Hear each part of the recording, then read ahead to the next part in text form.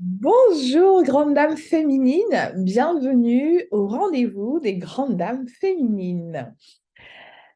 Une de mes coachées m'a posé une question il y a quelques jours et j'aimerais justement répondre à cette question et partager la réponse avec toi. Elle me dit, Karine, mais comment s'affranchir du regard des autres et être tout simplement libre, s'assumer tel que l'on est et s'exprimer librement à travers son image? Alors, bonjour, je m'appelle Karine Diximus, je suis révélatrice de féminité, coach en images.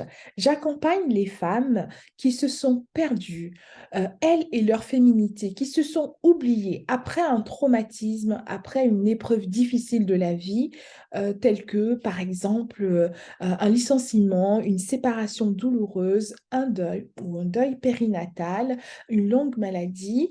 euh, un burn-out au travail. Aujourd'hui, ces femmes, en fait, celles qui me contactent, ont besoin, en fait, de se reconnecter à qui elles sont, retrouver confiance en elles.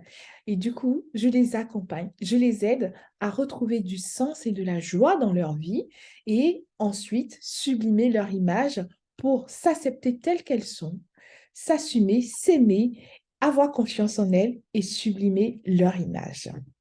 Alors, pour répondre à cette question, comment s'affranchir du regard des autres, je vais te donner quatre conseils. Le premier conseil, dans un premier temps, d'abord, c'est de pouvoir apprendre à se connaître, avoir la connaissance et la compréhension de qui l'on est. Être soi-même, c'est super important parce que, comme le disait l'autre, les autres sont déjà pris.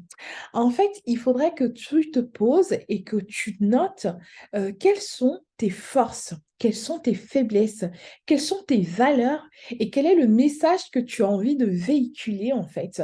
Quelle est ta vision? Il faudra que tu apprennes à te connaître, que tu saches qui tu es. Qu'est-ce qui te définit? Qu'est-ce qui te caractérise?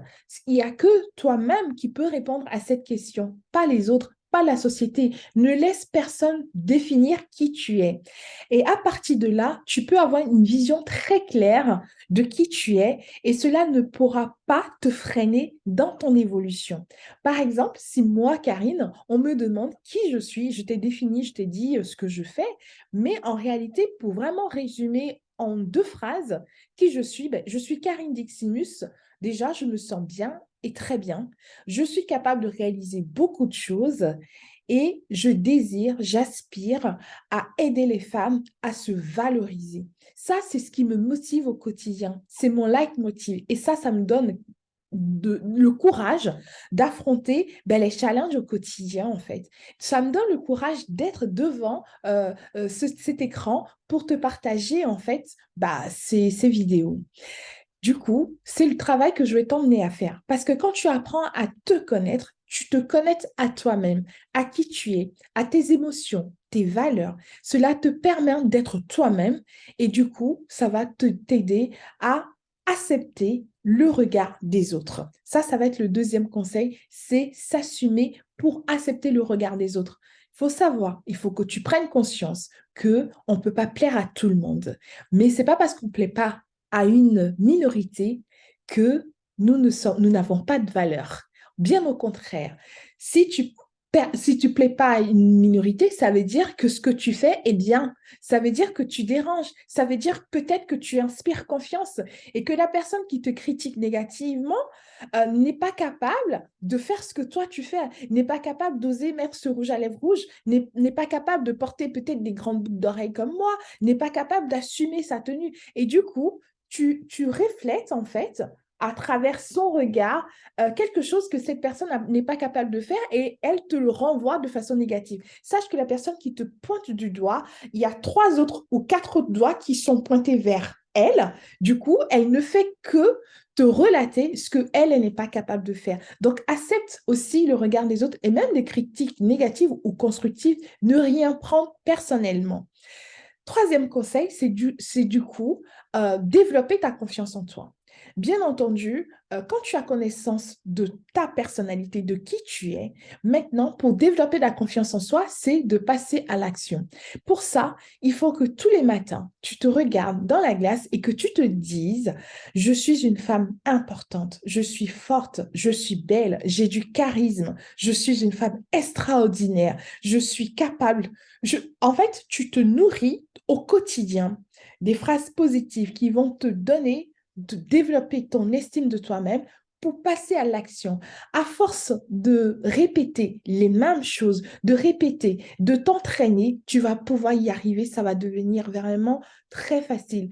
Il y a de cela 5 ans, je n'aurais pas été capable de me mettre devant mon écran, d'allumer ma caméra pour te faire cette vidéo. Mais aujourd'hui, à force d'en faire, eh ben, je me sens à l'aise comme un poisson dans l'eau. Donc, tu peux aussi, quel que soit le projet que tu as, tu ne te limites pas euh, à tes peurs. Libère-toi de tes mauvaises croyances et vas-y, fonce. Même si tu fais des erreurs au départ, ce n'est pas grave.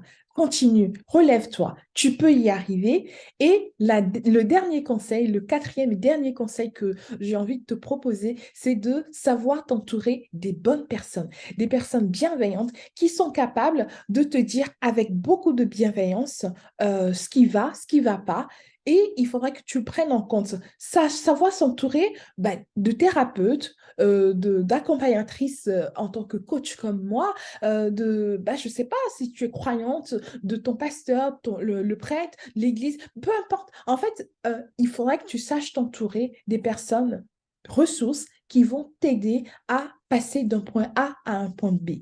Voilà les 4 conseils que j'ai envie de partager avec toi pour t'aider à t'affranchir du regard des autres pour être toi-même. Il faut savoir que quand on est soi-même, on peut vraiment accepter le regard des autres, s'assumer tel que l'on est, on apprend à se connaître, ensuite on se libère du regard des autres et on peut s'habiller librement, s'exprimer librement à travers son style vestimentaire, à travers notre message, à travers ce que l'on dit. Sur ce, je te souhaite une excellente journée et je te dis à très vite pour le rendez-vous des grandes dames féminines. Au revoir.